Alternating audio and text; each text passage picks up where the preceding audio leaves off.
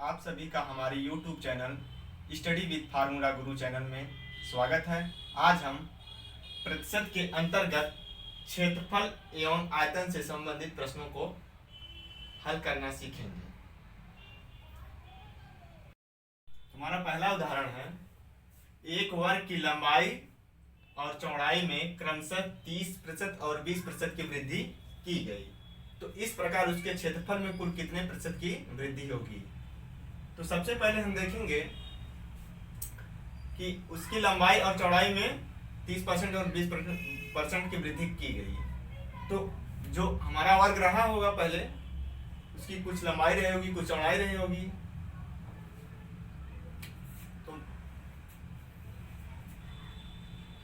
पहला उदाहरण है, एक आयत की लंबाई में और चौड़ाई में क्रमशः 20% और 30% और 20% की वृद्धि की गई, तो इस प्रकार नए आयत के क्षेत्रफल में कितने प्रतिशत की वृद्धि होगी। तो मान लेते हैं हमारी जो हमारा पहले आयत था उसकी लंबाई कितनी रही होगी। लंबाई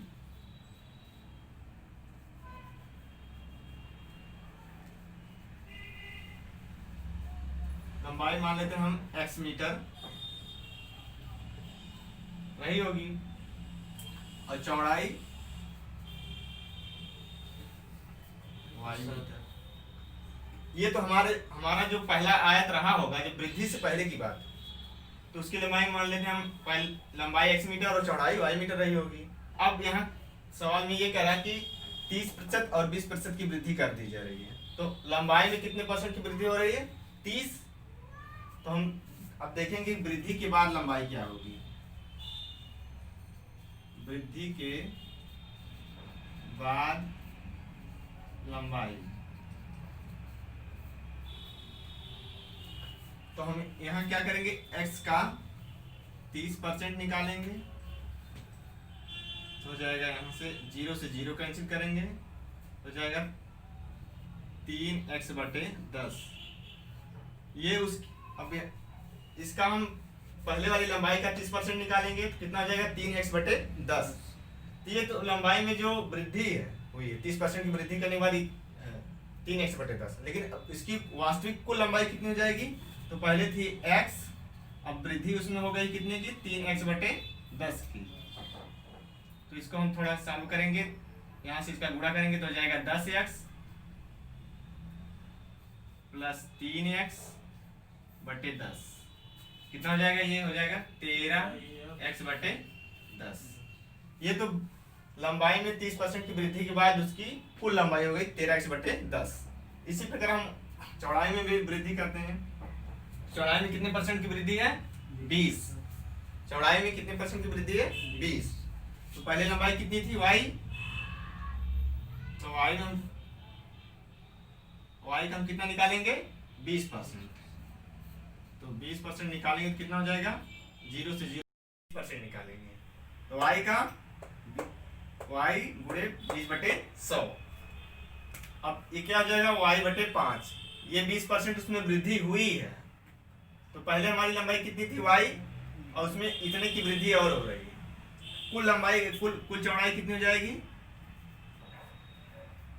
कुल चौड़ाई बराबर पहले y थी, अब उसमें y/5 की वृद्धि हो गई, तो यहां से हम गुणा करेंगे, हो जाएगा 5y प्लस y/5 और हो जाएगा 6y/5।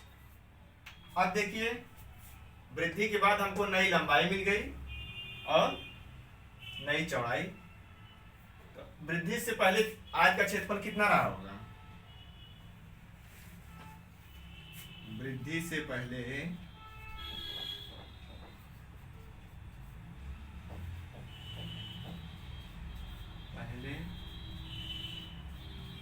आयत का क्षेत्रफल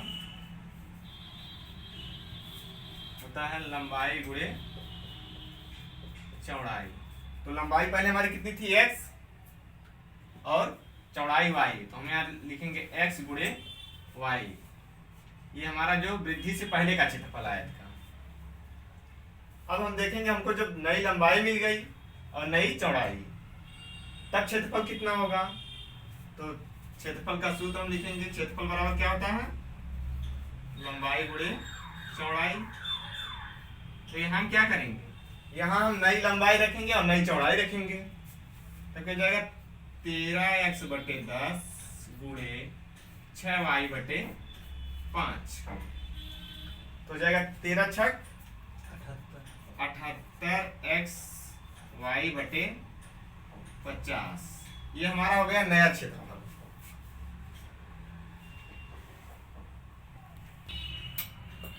पुराना क्षेत्रफल कितना था, x y। नया क्षेत्रफल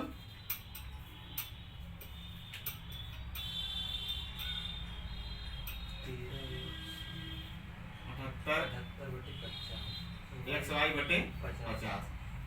अब उसमें देखिए क्वेश्चन में पूछ क्या रहा है कि क्षेत्रफल में कितने प्रतिशत की वृद्धि होगी, क्षेत्रफल में कितने प्रतिशत की वृद्धि होगी। तो सबसे पहले हम क्या करेंगे, पुराना क्षेत्रफल हमारा था एक्स वाई, नया क्षेत्रफल आ गया 78 एक्स वाई बटे 50। तो हम सबसे पहले ये देखेंगे कि कितने की वृद्धि हो रही है क्षेत्रफल में। और जब उसकी लंबाई और चौड़ाई बढ़ाई गई है तो स्वाभाविक सी बात है कि उसके क्षेत्रफल में वृद्धि होगी ही। तो हम क्या करेंगे, तो वृद्धि निकालेंगे कितने की वृद्धि हो रही है। जो नया क्षेत्रफल है कितना अधिक पुराने वाले से, 78 एक्स वाई बटे 50 माइनस एक्स वाई। तब अभी हम इसका 50 का गुणा एक्स वाई करेंगे तो कितना हो जाएगा, यहाँ रहेगा 78 एक्स वाई, तो माइनस का चिन्ह तो माइनस लगाएंगे, 50 का गुणा हम करेंगे एक्स वाई, कितना हो जाएगा 50 एक्स वाई बटे 50। अब इसमें से हम इसको घटाएंगे, कितना आ जाएगा, यहाँ हो जाएगा 8 एक्स वाई तो रहेगा ही, और 7 में से 5 जाएगा 2, 28 एक्स वाई बटे 50। ये तो आ गई हमारी वृद्धि, क्षेत्रफल में वृद्धि। अब हमको बताना क्या है, ये क्षेत्रफल में अभी वृद्धि आई, हमको बताना प्रतिशत वृद्धि। तो यहां से हम आगे लिखेंगे, तो प्रतिशत वृद्धि के लिए हम क्या करेंगे, प्रतिशत वृद्धि बराबर वृद्धि बटे प्रारंभिक क्षेत्रफल गुणे 100। तो वृद्धि कितने की हो रही है, 28 एक्स वाई बटे 50। तो हम वृद्धि की जगह क्या लिखेंगे, 28 एक्स वाई बटे 50। अब पहले क्षेत्रफल कितना था, एक्स वाई, तो लिखेंगे हम एक्स वाई गुणे 100। अब इसी को हम सॉल्व कर लेंगे, तो एक्स वाई से एक्स वाई कैंसिल, अब 50 से ये 100 भी कट जाएगा, तो जाएगा कितना, 28 गुणे 2, यहाँ हो जाएगा 56%। तो हमारे क्षेत्रफल में कुल 56% की वृद्धि होगी यदि उसकी लंबाई और चौड़ाई 30% और 20% बढ़ा दी जाए तब। ये तो हमारा बेसिक कॉन्सेप्ट था। अब इसको हम ट्रिक के जरिए कैसे कर सकते हैं, क्योंकि एग्जाम में हमारे पास इतना समय नहीं रहता कि हम उसका बेसिक तरीके से लगाएं। अगर बेसिक लगाएंगे तो टाइम कम पड़ जाएगी। तो आइए हम देखते हैं इसको ट्रिक के जरिए कैसे करेंगे।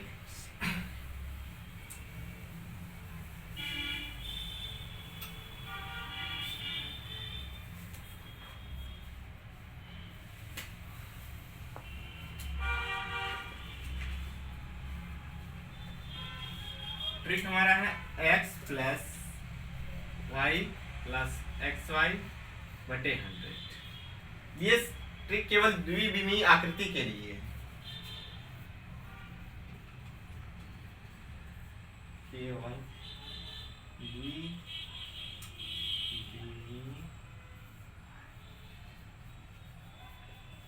आकृति के लिए। तो अब यहाँ हम देखेंगे x क्या है, y क्या है, एक्स वाई बटे 100 कैसे इसका इस्तेमाल करेंगे। तो आयत क्या, आयत एक द्विविमीय आकृति, द्विविमीय का मतलब इसमें केवल लंबाई और चौड़ाई हो, तभी हम उसका इस फार्मूले का उपयोग वहां कर पाएंगे। अब देखिए यहाँ हम देखेंगे x y क्या है। तो अब यहाँ देखिए यहाँ 30% और 20% की वृद्धि हो रही है। यदि यहाँ x की जगह मान ले 30% रख देते हैं और y की जगह पे 20%। अब देखिए, अगर दोनों में वृद्धि होगी, यदि दोनों भुजाओं में है उसकी वृद्धि होगी, लंबाई और चौड़ाई दोनों में, तो यहाँ हम प्लस चिन्ह के साथ रखेंगे। दोनों में अगर वृद्धि हो रही तो हम इनको प्लस चिन्ह के साथ रखेंगे। यदि किसी में कमी भी हो रही है तो उसको हम माइनस चिन्ह के साथ रख देंगे। तो अब के सूत्र में हम x और y की वैल्यू रखेंगे। तो x के स्थान पे क्या रखेंगे, 30, प्लस है तो प्लस लगाएंगे, y की जगह पे 20, प्लस है तो प्लस, और x और y का गुणनफल मतलब 30 गुणे 20 बटे 100। अब देखिए हम इसको सॉल्व कर लेंगे। 30 20 कितना हो जाएगा, 50, 30 20 50, प्लस एक जीरो से एक जीरो कैंसिल और एक जीरो से 3 का गुणा 2 में करेंगे कितना हो जाएगा, 6। कुल कितना हो जाएगा, 56%। और देखिए सॉल्व करने के बाद यदि इसकी वैल्यू पॉजिटिव चिन्ह में आती है, पॉजिटिव साइन में आती है, यानी धन चिन्ह के साथ, तो इसका मतलब यह है कि उसके जो भी क्षेत्रफल दिया रहेगा उसमें उतने % की वृद्धि होगी। यदि इसका चिन्ह ऋणात्मक आ रहा तो हम ये मानेंगे कि उसके क्षेत्रफल में उतने % की कमी हो रही है। तो यहाँ दोनों में वृद्धि हो रही थी, इसलिए यहाँ निगेटिव आने का कोई सवाल ही नहीं। कभी कभी कुछ क्वेश्चन इस तरह दिया होता है कि उसमें एक में वृद्धि होती है, दूसरे में कमी होती है, तो जिसमें कमी होगी उसको हम यहाँ माइनस चिन्ह के साथ रखेंगे सूत्र में, और जिसमें वृद्धि की जाएगी दो ही वैल्यू होगी x और y। तो अगर कोई इसमें से किसी में कमी हो रही होगी, कमी वाले को हम माइनस चिन्ह के साथ रखेंगे और वृद्धि वाले को प्लस चिन्ह के साथ रखेंगे। बाकी जो हमारा कैलकुलेशन का प्रोसेस है उसको करेंगे, जो भी रिजल्ट हमको प्राप्त होगा या तो पॉजिटिव प्राप्त होगा या तो निगेटिव। अगर पॉजिटिव प्राप्त होता है तो हम मानेंगे कि उसके क्षेत्रफल में इतने % की वृद्धि हो रही है। निगेटिव प्राप्त होता है तो हम ये कहेंगे उतने % की कमी। तो यहाँ हमारा फाइनल आंसर क्या हो जाएगा, 56% की वृद्धि। विकल्प में आपको ये दिया रहेगा 56% की वृद्धि, 56% की कमी, और एक दो ऑप्शन कुछ और होगा। तो आप दोनों तरीके से सॉल्व कर सकते हैं। पहले बेसिक भी हमने बता दिया, दूसरा ट्रिक के माध्यम से, जो भी आपको अच्छा लगे कर सकते हैं। आइए हम इसी फार्मूले पे बेस्ड दूसरा उदाहरण देखते हैं। एक आयत की लंबाई और चौड़ाई में क्रमशः 20% और 10% की 20% की वृद्धि एवं 10% की कमी की गई है। तो क्षेत्रफल में कितने % की वृद्धि अथवा कमी होगी। अब यहाँ क्वेश्चन में आपको ये नहीं दिया है कि वृद्धि है होगी अथवा कमी, ये आपको खुद बताना है। तो यहाँ हम देख रहे हैं इसके पिछले उदाहरण में हमने देखा कि दोनों में वृद्धि हो रही थी। अब यहाँ एक में वृद्धि हो रही, दूसरे में कमी हो रही है। तो हम इसका प्रयोग कैसे करेंगे, तो हम इसमें से किसी एक को x मान लेते हैं, दूसरे को y। तो मान लेते हैं हम x बराबर कितना है, 20%। अब देखिए वहां 20% की वृद्धि हो रही, इसलिए हम इसको प्लस चिन्ह के साथ ही रहने देंगे, और चौड़ाई में 10% की कमी हो रही। तो अब यहाँ कमी हो रही है 10% की, तो हम पहले ही बताए हैं कि कमी को हम माइनस चिन्ह के साथ लेते हैं, तो यहाँ माइनस 10% लिख देंगे। अब इसको हम इसी फार्मूले में रखेंगे। x की वैल्यू कितनी है, 20%। अब देखिए यहाँ प्लस चिन्ह है फार्मूले में, लेकिन कमी हो रही है, तो हम इसको माइनस चिन्ह के साथ रखेंगे। इसको हटाएंगे तो कितना हो जाएगा, -10। अब अगला स्टेप में है x और y का गुणा किया गया, तो हम जानते हैं कि एक धनात्मक संख्या और दूसरी ऋणात्मक संख्या गुणनफल सदैव ऋणात्मक होता है। तो हम कौन सा चिन्ह लगाएंगे, ऋण का। तो 20 गुणे 10 कर लेंगे बटे 100। अब इसको हम सॉल्व करेंगे तो 20 में से 10 घटाएंगे कितना बचेगा, 10। अब यहाँ माइनस है तो माइनस, और यहाँ एक जीरो से एक जीरो कैंसिल, एक जीरो से एक जीरो कैंसिल, तो कितना बचेगा यहाँ 2। 10 में से 2 जाएगा 8। अब देखिए हमारा रिजल्ट क्या है, पॉजिटिव में आ रहा है या नेगेटिव नहीं। तो पॉजिटिव में आने का मतलब क्या हुआ कि 8% की वृद्धि हुई। अगर यही हमारा नेगेटिव में आता तो हम यही कहते इस क्षेत्रफल में 8% की कमी हो रही है। तो सबसे इंपॉर्टेंट बात यह है कि इसका चिन्ह कहाँ कब क्या रखना है। जो भी इसमें से आप एक्स वाई मानेंगे, किसी को भी मान सकते हैं अपनी इच्छा अनुसार। तो हमने यहाँ वृद्धि को एक्स मान लिया और कमी को वाई। तो वहाँ कमी को हम हमेशा माइनस चिन्ह के साथ लिखते हैं और वृद्धि को प्लस चिन्ह के साथ रखते हैं। तो फार्मूले में हम जहाँ जहाँ एक्स और वाई है वहाँ वहाँ उसके चिन्ह के साथ हमने रख दिया। अब यहाँ वृद्धि एक्स को हमने वृद्धि माना था तो हमने 20% प्लस का रखा हो, वाई को कमी माना गया 10% की, तो यहाँ वाई के स्थान पे -10 रखेंगे। और जब एक धनात्मक और एक ऋणात्मक संख्या का गुणा किया जाता है तो जो साइन आता है वो हमेशा ऋण आता है।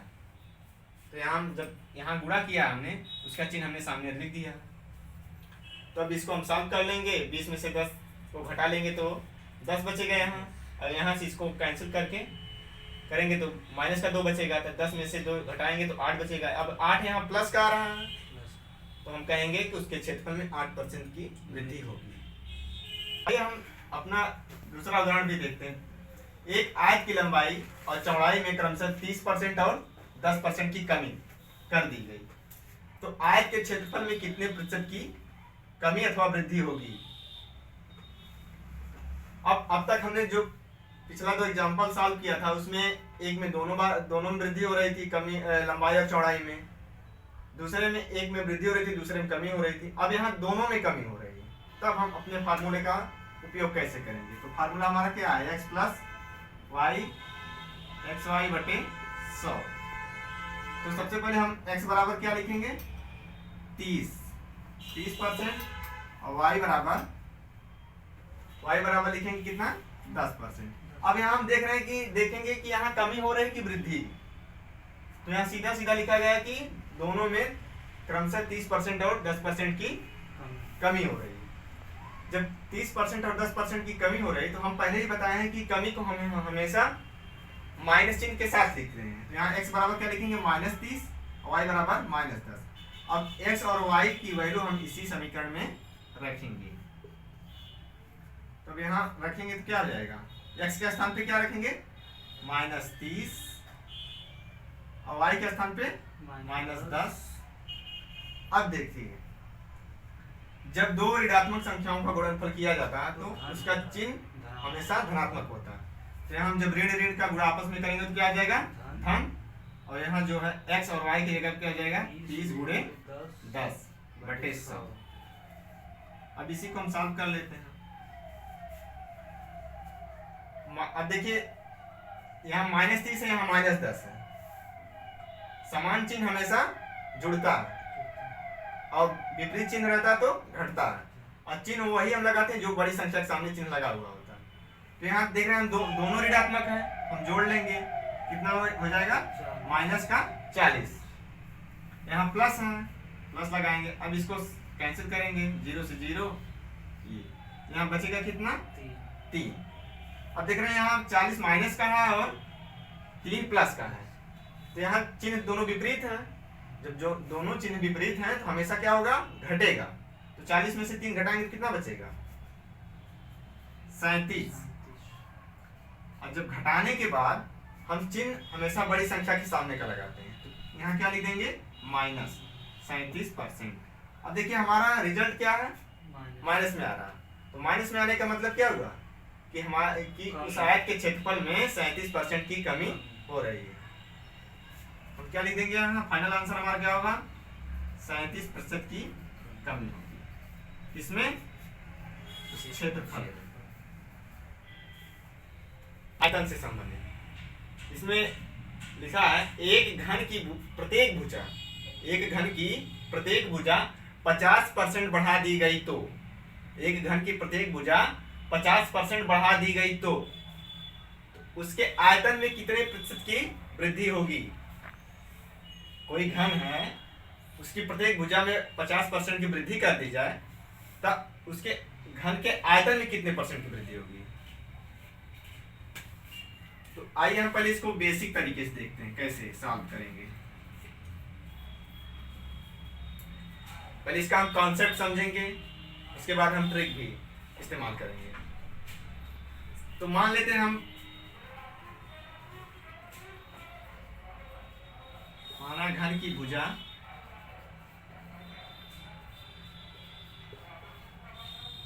100 मान लेते हैं, क्योंकि हम जानते हैं कि घन में उसकी सभी भुजाएं बराबर होती हैं।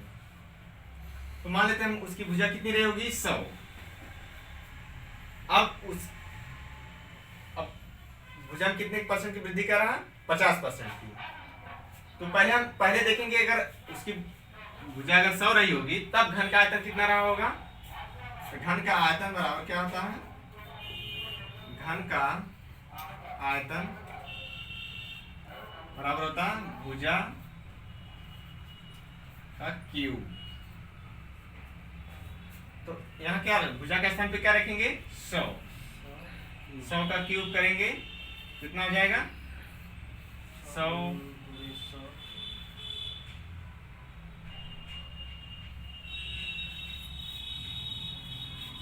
इकाई, दहाई, सैकड़ा, हजार, 10,000, लाख, 10 लाख, कितना हो जाएगा 10 लाख।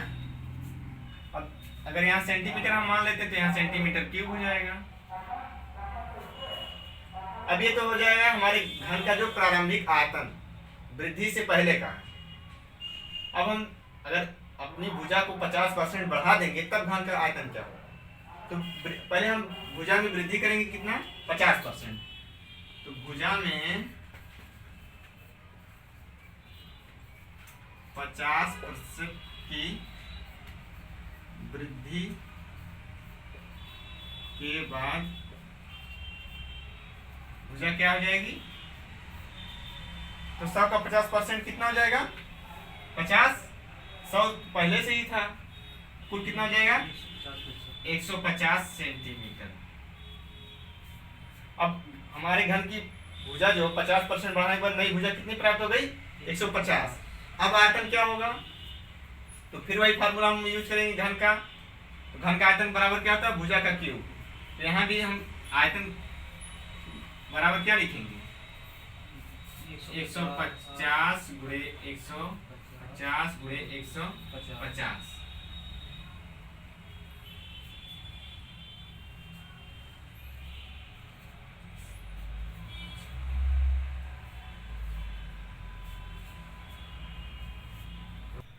तो अब वृद्धि के बाद नया आयतन कितना हो गया, हमारा नया आयतन यही हो गया। अब हम देखेंगे दोनों में वृद्धि कितनी की हो रही है, हमको प्रतिशत वृद्धि बताना है। तो पहले हम देखेंगे वृद्धि हो रही कितने की। तो हम क्या करेंगे नए आयतन से पुराने आयतन को घटाएंगे।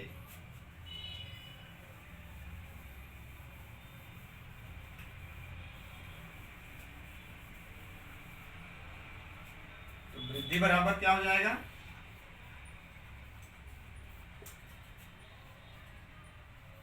नया आयतन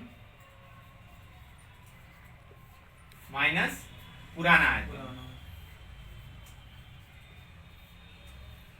वृद्धि से पहले वाला। नया आयतन कितना है 35,75,000।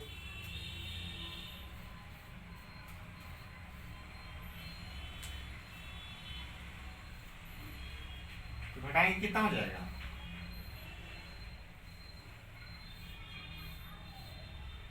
32,30।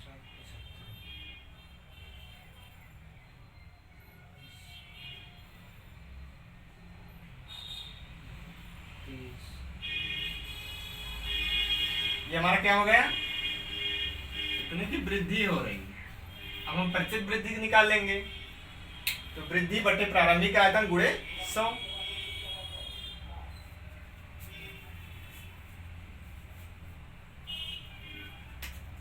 तो प्रतिशत वृद्धि क्या हो जाएगी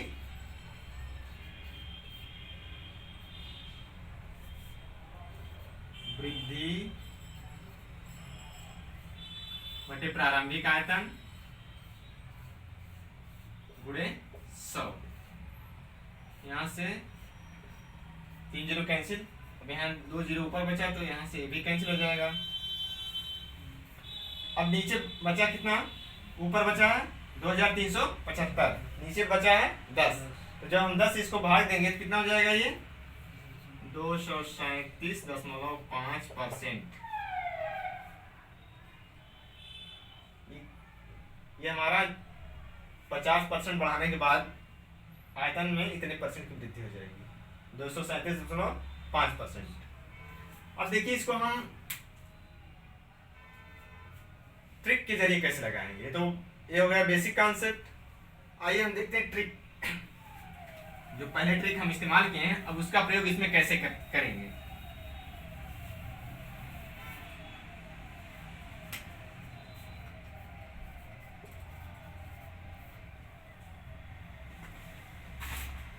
XY बटे 100,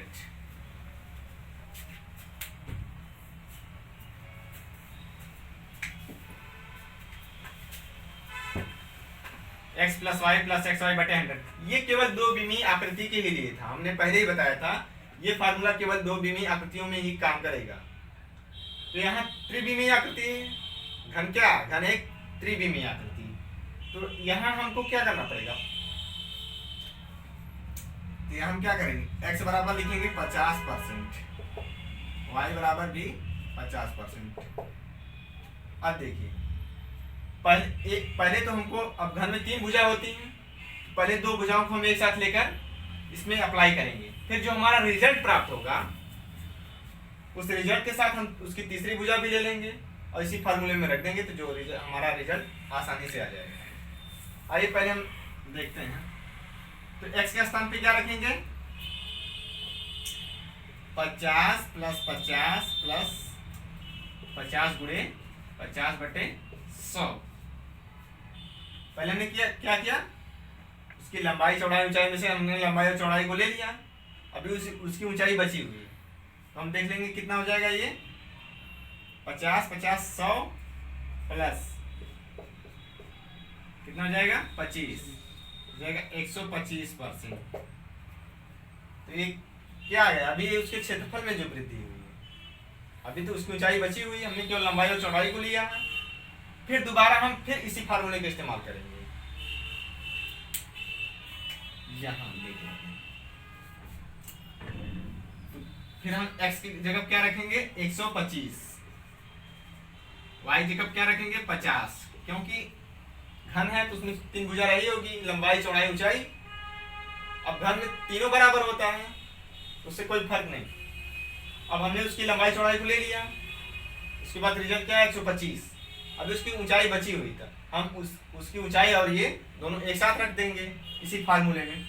क्या हो जाएगा 125 प्लस 50 प्लस 125 गुणे 50 बटे 100।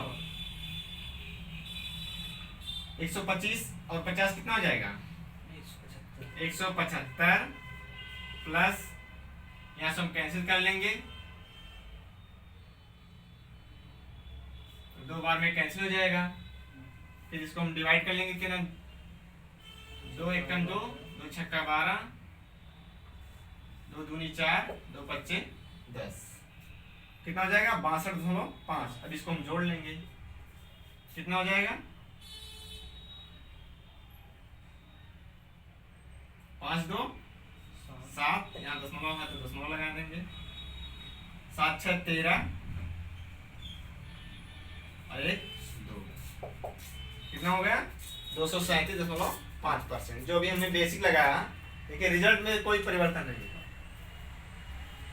ये ट्रिक के माध्यम से था, वो हमने बेसिक बताया था। तो आप हो गया। अगला एग्जांपल है, एक गोले की त्रिज्या में 50% की वृद्धि कर दी जाए तो उसके आयतन में कितने प्रतिशत की वृद्धि होगी। तो सबसे पहले हमको गोले का आयतन पता होना चाहिए, गोले का आयतन कितना होता है, गोले का आयतन, तो गोले का आयतन बराबर क्या होता है 4/3 पाई r क्यूब, 4/3 पाई r क्यू। अब हम यहाँ देख रहे हैं कि 4/3 और पाई एक कांस्टेंट है, तो यहाँ वृद्धि इसमें नहीं होगी, जो भी वृद्धि होगी इसकी त्रिज्या में ही वृद्धि है। इसी में अगर इसकी वैल्यू हम बढ़ाएंगे तो आयतन बढ़ेगा, अगर इसकी वैल्यू हम कम करेंगे तो आयतन घटेगा। तो आप चाहें तो इसको बेसिक तरीके से भी लगा सकते हैं, जैसे अभी हमने पीछे एग्जांपल हल किया दोनों, और ट्रिक के जरिए भी हल कर सकते हैं। तो अगर बेसिक इसको हल करते हैं तो सबसे पहले हम क्या त्रिज्या में पहले त्रिज्या लिख देंगे, उसमें 50% की वृद्धि कर देंगे। तो पहला प्रारंभिक आयतन हमारा क्या आ जाएगा 4/3 पाई आर क्यूब, और जब वृद्धि के बाद हम जो हमको नई त्रिज्या प्राप्त होगी उसका क्यूब करके हम नया आयतन निकालेंगे। दोनों आयतनों का अंतर बटे प्रारंभिक आयतन गुणे 100, जो आएगा हमारा प्रतिशत वृद्धि हो जाएगी। ये तो बेसिक हो गया। अब इसको ट्रिक से हम कैसे सॉल्व करेंगे, तो ट्रिक हमारा वही है x plus y plus x y बटे 100। अब इस आयतन में हम क्या क्षेत्रफल में हमको एक ही बार इस्तेमाल करना पड़ता था, आयतन में हम इसी को 2 बार कर रहे हैं, क्योंकि यहाँ आर क्यूब का मतलब आर गुणे आर।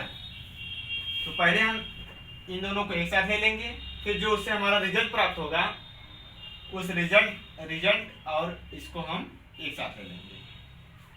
तो पहले हम इन दोनों को एक साथ रखते हैं, दोनों त्रिज्या है तो दोनों में वृद्धि समान ही होगी।